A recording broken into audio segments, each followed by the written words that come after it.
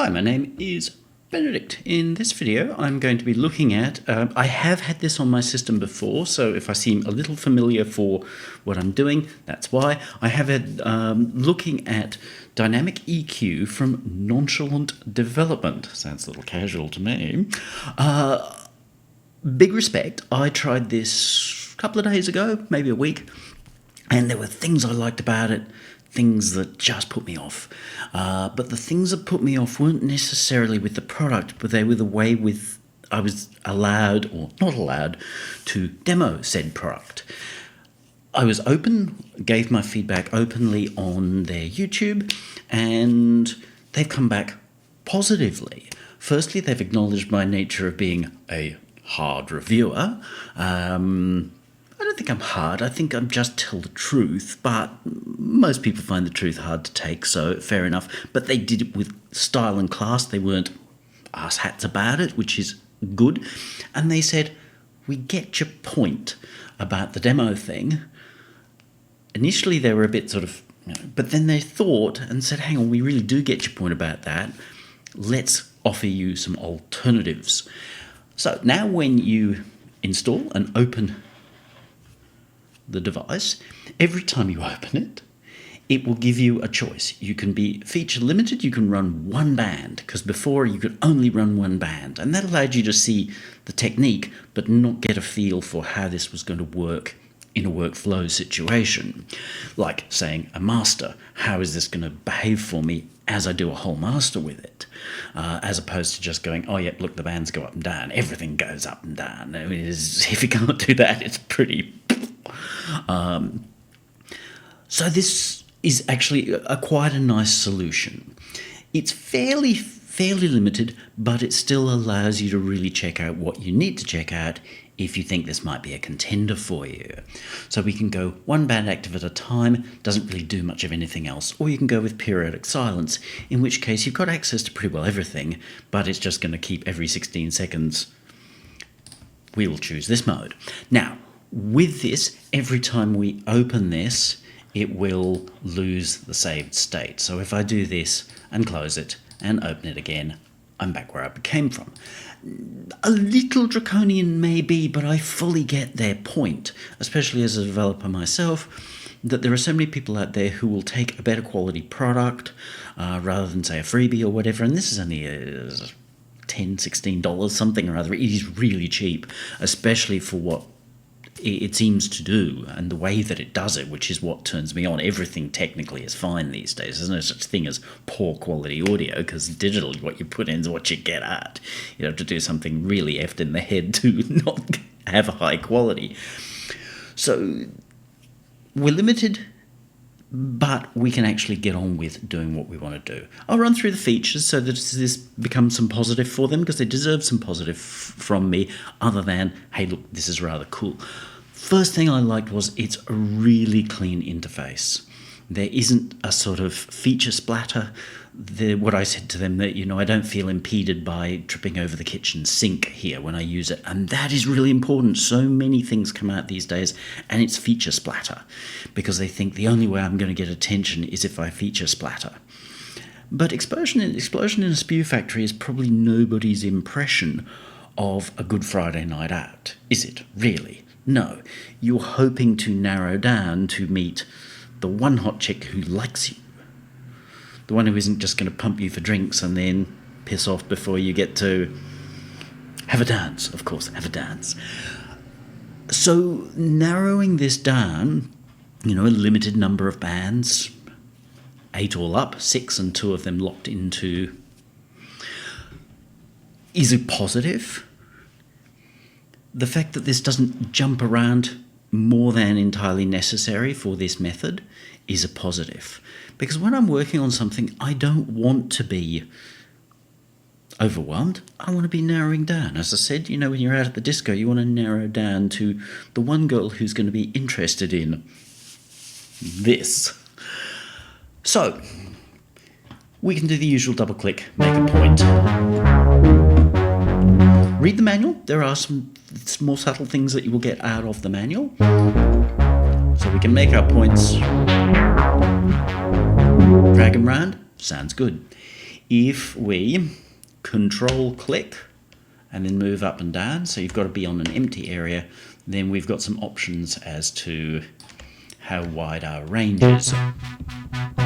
I like that they've defaulted to 12, even though I generally prefer a 30, but their option there is 36. Actually, no, maybe they default to 24. Let me not make a liar of myself. 24, no. They default to 24, which is good.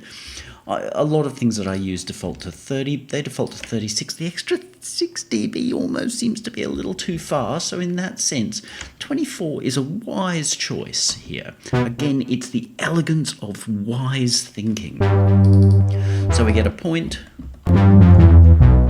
Yes, we are going to keep losing some audio here, but it's not going to be that much of a biggie. You can do all the expected things. We can hover and mouse wheel our band points in and out. Again, where most things are offering lots of options, this has said you can have a low shelf, a bell, or a high shelf. The feature splatter mindset says we need to have 47 different options, but in real practical battle, we're going to use maybe a bow and arrow to start with, then we might use a hammer, and then we might use a dirk, a little stabby device, a knife, a dagger. Much else on ourselves in terms of weaponry becomes problematic. So this is great that it doesn't have that splatter. It'll do a lot more than you think, but you've got all the options that you need and no more. So bell is what you're going to use most of the time, and then these guys here are locked to being high and low pass. We'll turn this guy off. They have a nice sound to them, and this is what really matters. Everything here actually sounds nice. As I said, there's no such thing as bad quality in the digital world unless they've really buggered it up, and that would take some effort, even with AI. Although I did play with a DAW recently where sound quality everything was distorted. But that's not this. This is elegant. So we can set up frequencies, we can double click and things and what have you. We can use a resonance, but it doesn't pretend to be a synth filter.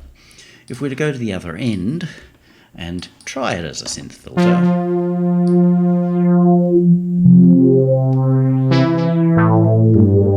that is a really nice sound. So even though it's not set up to run as a synth filter, and it's not meant to, it is such a nice sound that you might want to. You can go between 12 and 48.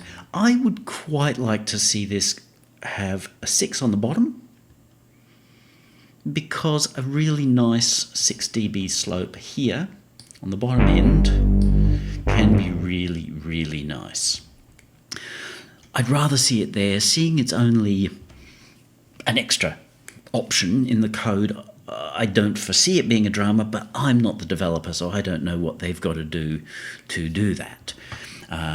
Similarly, it'd be kind of nice if they are opening this can of worms to have a 96 as well. There's nothing quite like that "you shall not pass." It's not a thing that I recommend people use too often, but if we got the can of worms open and we're adding a 6, which is more useful than you think, why not add a 96 as well? But there is no actual killer need. The 12 is smooth enough, and you can change to make it behave kind of more like a 6. So it's not that it's vitally necessary, but it would just be faster to choose 6 here than metal and possibly not quite end up where we want. But we've got very nice filters top and bottom. We've got good things with a good range. 48 dB range. Sounds awful. But 48 dB is wise range here to offer, because in practical terms, effective terms, if we go 20, if we're trying to get rid of a resonance or something that's annoying, let's just go out to 48 dB to make this easier. That would be nice if it didn't jump like that, but this is one of those situations where we're doing something a little kooky. But there are times we want to do that. If we're wanting to notch something out, being stuck at 24 dB, it's notably different, but 48 dB tends to be the point at which people go, yeah, it's not there anymore. It's the general frequency range that most people are capable of hearing and consciously being aware of. So 48 dB as a full plus minus is actually a very good number, a little uncommon to see. Let's put our cue back. We've then got dynamics, as, well, the name suggests. We have dynamics. And initially, compared to a lot of things where you've got to press another button and what have you, this doesn't have that. There's nothing here that shows you whether dynamics is on or off. But you know what, that's kind of cool. We simply set a range. The thing that defines as to whether dynamics is working or not is not the threshold, but the range. Decision? Fair enough. As soon as it becomes active, we can see, oh, so if you've got no flickety happening here, then your dynamic circuit is not effective, is not in action. The flickety shows us what this is hearing, and being a dynamic, it's only hearing where this is. So if we see here, it's not hearing a lot because it's only hearing that much. If we go over here, it's hearing that much. So by the nature of, and correctly, a dynamic EQ, it should only hear within its own band, and obviously how much it hears is based on our cue width. Standard stuff. Very similar to the multiband thing, but without the weird world warping that goes on with that. Much better solution. So if we want to do the dynamic thing, we can set ourselves here, set a range, anything will do, moves ourselves into the threshold. Let's have an aggressive range. And yeah.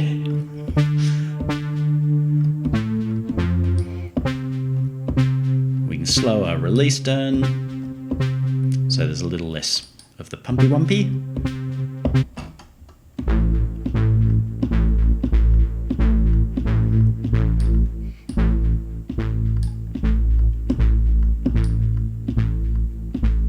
And it's not a bad sounding compressor at all. The one thing you can't easily do is just say, I'm going to use this as a wideband, as in a normal compressor. But where there's a will, there's a way. We could take a high shelf or a low shelf, and we've just got to set that to a point where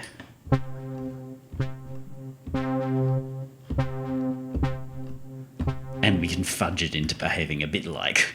But honestly, there are so many good compressors out there, including the incredibly free, but you should pay for it, ADHD leveling tool is a damn fino compressinator. So let's go back to here.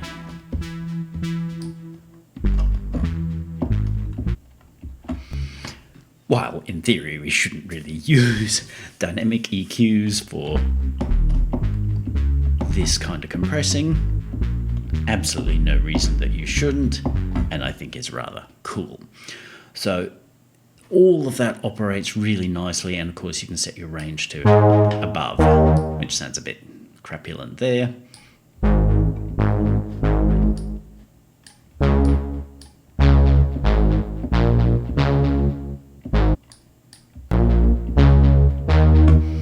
Effective and efficient and nice.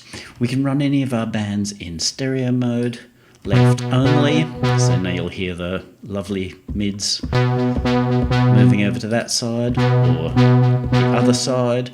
We can run mid or side. I would need perhaps a little bit more stereo than we've got. Let's spread that out.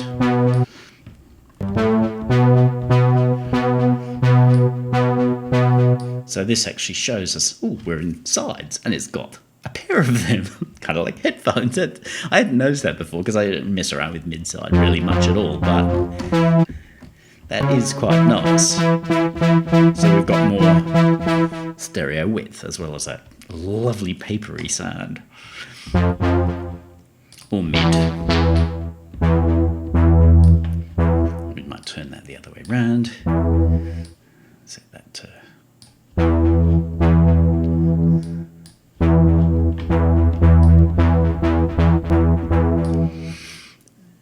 That is nice. So you've got those options. They're discreetly out of their way. They're not sitting up here making a mess of what I see. When I'm using this, what I see up there is only the bare minimum of what I need. And it shows me it where I'm acting, not somewhere else. There are other things that they show it to you down here or up here, and it's just like, I'm not looking there. I don't want to have to look in two places at once. That's twice the effort. It's hard enough having to look at this. Let's go back to stereo. No notification because it's just as expected. We've gone through our shelves. We've gone through really all of our knobs except for this. There's sidechain options. I haven't gotten into these, nor am I going to get into them. If you don't understand how they work, they're not relevant to you. Compressors use a sidechain by default, and normally it's what you're listening to. So that's internal sidechain. We can listen to and plug in, if we flippity ourselves around. Obviously, every DAW is going to behave differently, but we can see here in Reason that input 2, 3, 4, 5, 6 are... sidechain, yeah. It really should be input 2, bad kiddies, because internal is input 1. Calling sidechain 2 sidechain 1 suggests that internal one's not sidechain at all. Bad kiddies. I'll let you have it though, because honestly it's the way that most people of this are going to think. They think that sidechaining is an external thing. It's not. Sidechain is... Anyway, but that's 1, 2, 3, 4, 5, 6. Even though technically it's number 7. But I will probably never ever use that feature one way or another. The theory is that you could... put your drums in, say. Let's say you put your kick drum into sidechain 2, which is... sidechain 1. Need to follow their logic. And now this would be listening to the kick and ducking the kick. Not sidechaining the kick, because that's like carring when you're carring around. No, it's called driving, dude. Don't sound like a spastic. Sorry to offend those who are spasticated. Give up. So you can run in up to 6 alternate sources and use them to be triggering the compressinating part of this. Cool. I don't care that they're there, but I do like that they don't get in my way if I don't want them. That is what I liked about this right from the get-go. It's clean and elegant. It does more than you initially think that it might do, even if I don't want it to do any of those things. We can adjust to final gain. There is an auto gain option. I am delighted to see that it is optioned off. It defaults to off, which is correct. There was something else I used recently where all of these things were defaulted to on, which is really dumb. I get that they think that it's clever, but it's dumb. There's another device which I don't use because it is defaulted to on, so as you EQ, it can feel like really weak source. I should turn that range off because it's... This kind of doesn't seem to feel like it, but when we're up here, it feels like weak source compared to this. That is meant to sound bloody awful. If it doesn't sound bloody awful, then, you know, we're kind of not doing it right. I'm not opposed to the idea of, well, if we've added 48 dB here, we might need to trim our synth sound a little bit. But I would far rather do it myself under my control, because I'm the mix engineer here, not by having some kind of random doohickey do it for me. I'm not entirely opposed to the maths that they use here. It's not unpleasant, but it is right that it's defaulted to off. And we've just got a basic. Doesn't really do much. This is quite nice. We've got in and out. If you don't read it, you could think, oh, well, that's just showing me stereo, but stereo is irrelevant at this point. What this is just showing is in and out. So if I were doing this, and I wanted them to appear to be the same, in reason I would tend to look over here, but notice how even when we put them this way, they don't sound the same at all, which is part of why I think auto gain's a bad thing. Because if we were to use auto gain, and this gets rid of that, that clearly sounds very different from this. So there is no number, just by doing maths, that we're going to be able to say this is going to sound the same level as that, because they're two radically things. We're dealing with apples and oranges, boys and girls, so the idea of saying that we can magic number it so you don't have to do any thinking is dumb. The button's there, but it doesn't get in the way, and it's not defaulted to causing me to have to live with the bloody thing. So that is good. Up here we've got some interesting options. Going backwards, we can turn off the eyes view. Okay, that's good. In practical terms, I probably wouldn't, but it is good that we can. So there's an R for reset. Reset all bands to default. Yes, everything's gone back where it was. We've then got some other modes. We've got a D mode, and it tells us we can draw on the grid to sketch an EQ curve. Fast as, it doesn't take me 45 minutes, it doesn't give me the impression of any kind of AI bullshit. It's just giving me this wonderful sound. Fabulous. I have an EQ which is all about drawing. I don't use it. So this is probably not a feature I'd use much. So it's nice that it's out of the way. It's not forcing it on me as something that...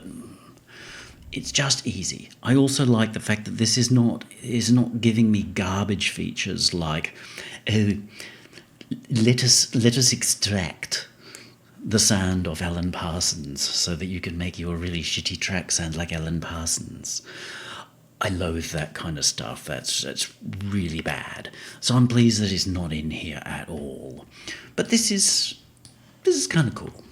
You know, I can draw, and it does a pretty reasonable approximation of what I drew. There are times in which I could foresee that sort of going, well, okay, I know I want something like, you've got to enable it I know I want something like this.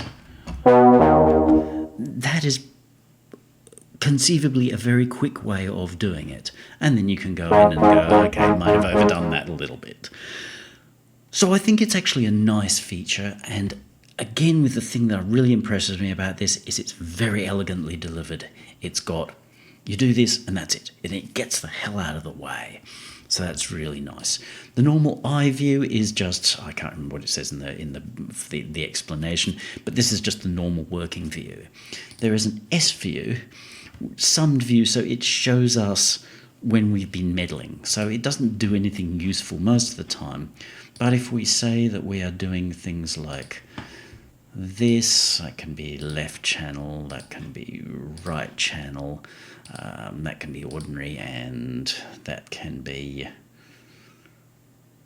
side. Let's see. Actually, no, we'll put that to mid. Don't do this, boys and girls. We could now move over to here, and we get to see a different view. Not a thing I would ever use, but again, it's not intrusive, so cool. And of course, we can reset. So that's the feature set of this pretty well. There are some key commands that it's worth looking in the manual for. They generally seemed fairly logical. I had to go look for how to do this, which was control click in an empty area here, and then wheel up and down, no, drag up and down. I probably would have rather it to be a little bit more exposed here, but nonetheless, the upside of that is that it is rather elegant. There is another device that has like a little, this turns into a little buttony thing, and then you can drag up and down. That wouldn't bother me as an option either, or personally I would get rid of this and maybe put it there, but then that's here for there. So the solution that they have found is good. Whether it will carry across to next time I open the plugin, assuming I owned the plugin, because obviously we now know that right now it defaults itself every time we open and close it, I don't know. But obviously if I decide that I always want this to be at, say, 36, I would want it to always be at 36. I would not want the pain in the ass of opening it and having to change it every single time, because that would be dumb. Because you know what, boys and girls, we've got default states. So I don't know which way they've gone, but nonetheless, at 24 dB, they have chosen wisely. We're going to pop this aside. Bye-bye. And here's one I prepared earlier. This is a wonderful piece of music that I wrote, and now we're going to put it into battle. While it's easy for lots of EQs to be cool when you're in hack and slash mode at the instrument level, what really makes an EQ very special to use is how it's going to behave in a mastering type situation. Now I'm going to leave the plus minus 24. I know in theory we should go to -6, but I don't like things changing around, because every time they change around, it's like the world's different.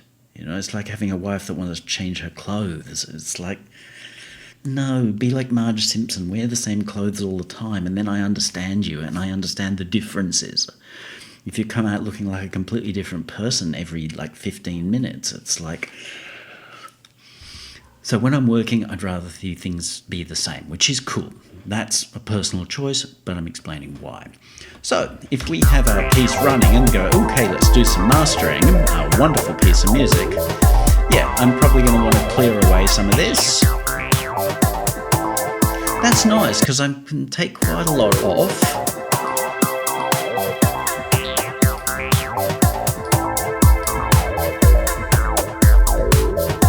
I can even use this, or abuse this, to do things like that. Not that I recommend it.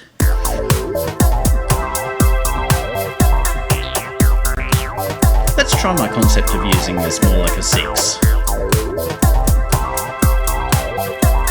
Okay. I know I'm only going to want a really small gain. Okay, that is a slight pain. I don't like having to type things in. Movement feels a little bigger than I would want. And I generally would set that to 64. Again, I don't really like typing things in. I'd rather be 64. Now if I hold shift... Ooh, okay, that really does minimize and lock things down. Okay, so I would need to read the manual again. I think that actually locks it left to right, and if that's good, if that's the case, that's really good. Let's see, shift. No, shift doesn't control this. That would be nice if shift narrowed that right down as well. 0.6 is going to be good enough. So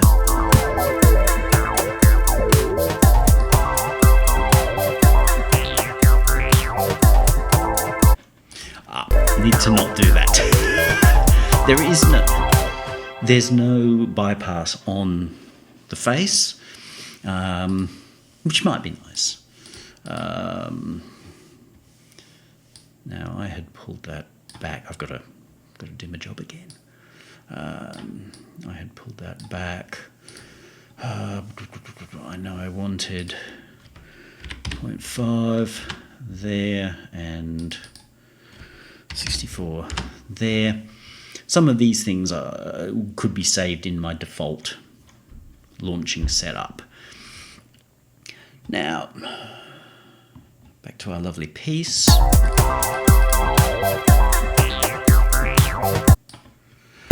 I know I want this to be fairly narrow.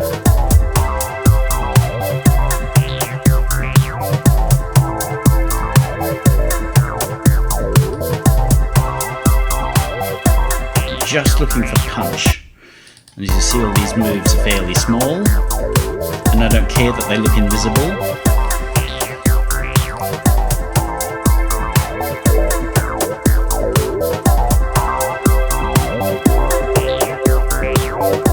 Just looking for the point where it sounds cardboardy. Now let's test this. So, okay, no, shift doesn't seem to have controlled that. Okay. So shift just seems to make your mouse less excitable. So it just smallens the move. Wouldn't be bad, and I would have to look at the... No, that's for the range for dynamics. We'll kill that. Oh yes, solo. Let's run this. I've forgotten about that. Sometimes for some people it's easier to hear what they're looking for in solo.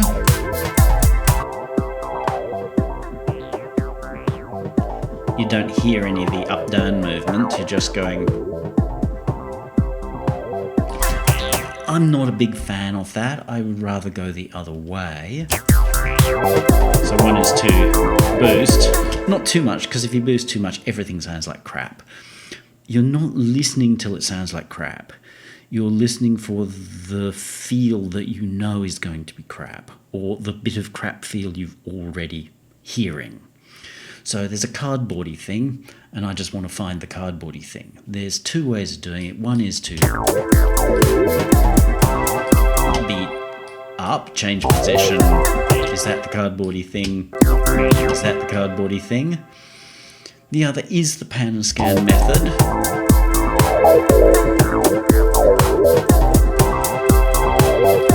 Sorry, I've been doing this too much. I've lost what I'm looking for, but we'll pick something anyway. Okay, that's not bad. That's kind of unpleasant. Now you see, I'm only going to take a dB or so off anyway.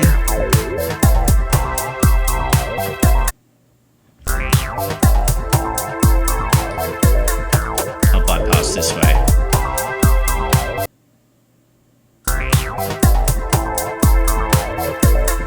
Now you see there, I deliberately turned this off because I want to test, I want to consciously know whether this is changing things or not. I don't want massive differences. If I'm hearing massive differences, we're no longer mastering, we're just imposing on a mix. We're assuming that the mix was good in the first place. It may be a false assumption, but if it is a false assumption, then you need to go fix the mix before you start doing this sort of stuff.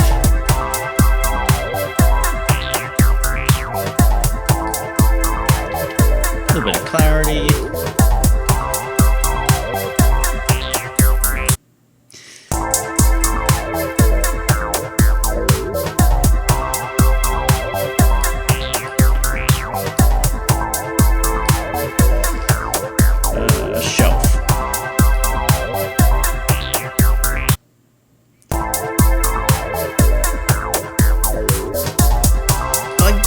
Don't love the look of this curve. Sometimes the look of the curve and what you're really hearing are not the same.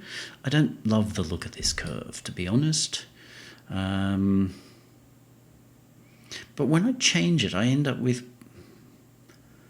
never really seeing the look of the curve that I think I want. But as I said, that could be a look thing, not a reality thing. Normally with a shelf, you kind of figure you want a clean up and not up. And this doesn't seem to offer me that. I don't know whether that's a problem or not. Let's just pull that out of the way. But as you see, there's still a sense of, it goes a little up. If we pull it back to 8.1, actually 7.5, somewhere anywhere around the 7, then it's right. So if that were the case, I would probably rather that the default for the shelf actually be put at 7, 7.1, 7.5, something or other where it looks like this. Because me having to change it every time would actually be a bit of a pain in the proverbial. So I'm not going to do that. Let's turn this guy back in. Cool. And this is nice. It doesn't kind of get in the way.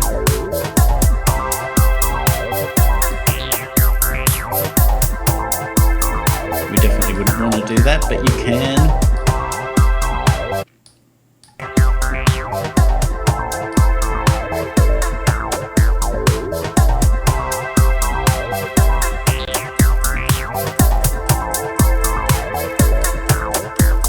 Rounding some off is not entirely a bad thing to do. It's a nice way to make something seem just that little bit warmer, because everything up here, when there's too much of it, you get that really brittle sound. Why am I not hearing any music? Alright, this seems to have... Well, that seems to be a bug. Boys and girls, you see it here when I turn that off, when I turn it on.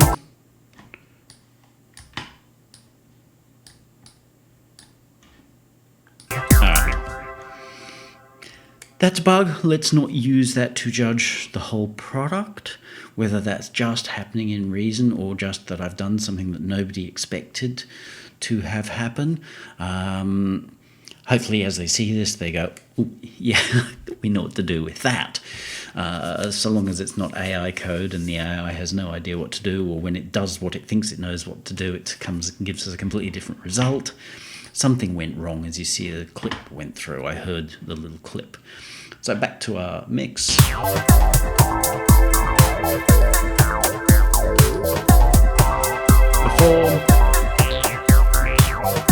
after.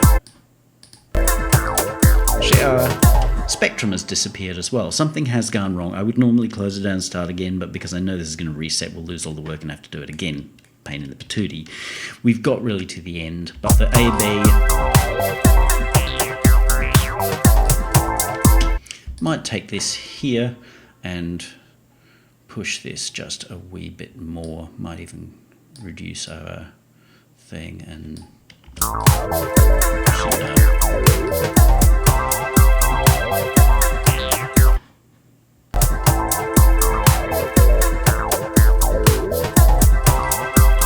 So now we've got more punch in the bottom end. It's a different feel, but you feel how the bass is not as connected to the piece. We lose some of the really, really low late sub, but we're pushing that up into the piece for more disco-iness. It is nice to use.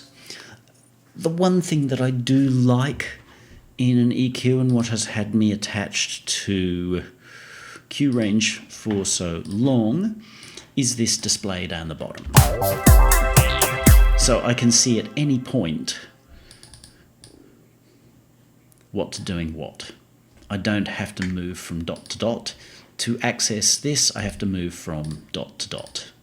And I know people will be like, oh, but it's like, I can be looking at dot 3, but dot 2 be focused, and start moving the knobs. And that is a fail. Whereas here, if I've got several things doing stuff, I'm either just going to grab 6, which is what they expect, that everyone's just going to drag there. But if there's no focusing of one over another. Nothing on this display does a sort of rearrange. There's no sense of windows or look, we'll change what the display is. If I'm thinking 6, I just grab 6 and just touch the thing that I want to do. that's a big workflow thing, but I understand in the mindset where we're doing this, that everybody's only going to do this. I get it, and I get that this is seen as being a big-ass waste of space and uncool, but it is very nice. And another thing that I super, super like with this is that if I've got bands 4, 8 and 6 in use, but they've ended up being sort of upside down from each other, I hit the old sort bands button. Nothing's changed other than the bands. So band 1 is always going to be the lowest that I've got in use. Band 12 is always going to be the highest that I've got in use, and they're not going to be jumbled up. Whereas here, if I had band 3 like this, they're now jumbled up and there's no way to fix that. Again, Control Z and it works, which is great. But those last 2 features are the only thing that will cause me to question, is this the right solution for me? Actually, to be very fair, things I have not tested. Let's just test and see what happens if I automate this. Okay, well, great news is that the automation appears. So this will probably be crap, but it doesn't matter.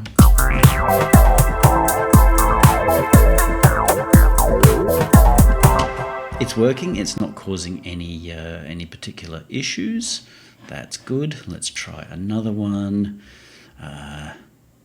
Let's change our gains. Oops. The new reason thing bounces about a little bit more than my likings. Let's just set them so that they loop a little bit better. Let's go up and down and up and down and round and about.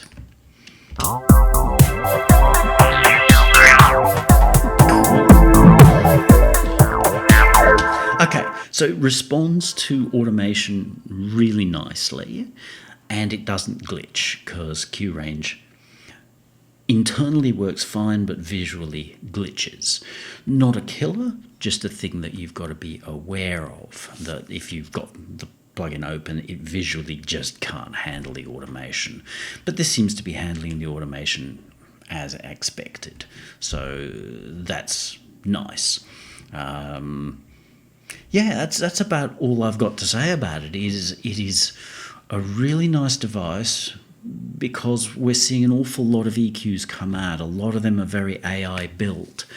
And as I pointed out to one guy, he clearly didn't really understand how the devices that he was building were actually supposed to be used in the real world. He thinks he does. He really thinks he does. But unfortunately, without trying to be mean, he's been using them wrong for however long he says he's been mixing.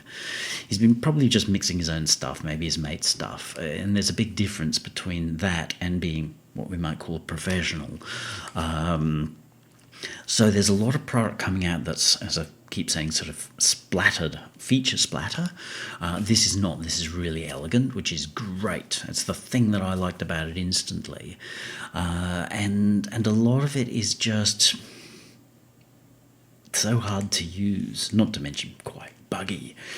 Yes, we found a bug in this, and we've lost our we've lost our meter, our visual thing. That's just a little too exciting, that one, so we might just mute that before it becomes further problematic. But overall, it's really elegant. So if somebody's looking for an EQ that works in that sort of drag everything around kind of a way, but also has the dynamic thing, because QRange does not have the dynamic thing, and I don't live and die by dynamic. I rarely use it, but I do think that if I were getting a new EQ, I would definitely want it to have a dynamic option. Then I'm thinking that this is probably the winner out of all the ones that I've tried. And I've tried basically everything out there that is vaguely reasonably priced. Some of the more expensive ones, well, I just don't intend on sinking that kind of money in when I've got something that costs nothing and really is as elegant as I want. The only reason I'm looking away from Q range now is because it doesn't seem to be developed anymore. There are some bugs that aren't going to be changed. I'm having to continue to use the VST 2.4 version. The VST 3 version doesn't work in quite a few hosts. So that makes it look like abandonware. You know, if Mr. Q range were to get back onto his orange and saddle up, brilliant. But as I was saying, anyone who's looking for a highly affordable, what people call the Pro Q style EQ, you know, the drag the points around, I would say this is the one that they absolutely should use. If they think, oh, well, this one's not good enough because it doesn't have like 11 billion features, then I would say they need to get their hands out from down their pants, because they need to understand, are they here to do the music thing?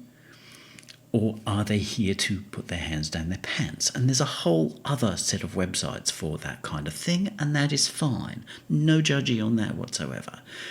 But when somebody says they're doing one thing and another, well, it's kind of like if I spent all my life playing Gears of Gore and walked into a Green Berets bar, you know, and or Delta Force bar, and start going on about, you know, my machismo based upon playing Gears of Gore. It's not long before I get punched, because it's insulting to real soldiers, especially high-end soldiers, operators, to be dragged down to the level of some game player. And that's what's happened across the music thing. This is a very, very elegant tool, and therefore, I would recommend this above Pro Q in half of a heartbeat, because there's no splatter. It's incredibly elegant. When whatever this tiny little bug is ironed out, it's an oddity. It's still very much a contender for me as a possible replacement for Q range, which to me is just there's little better than that. Okay, get out there. Have a great day.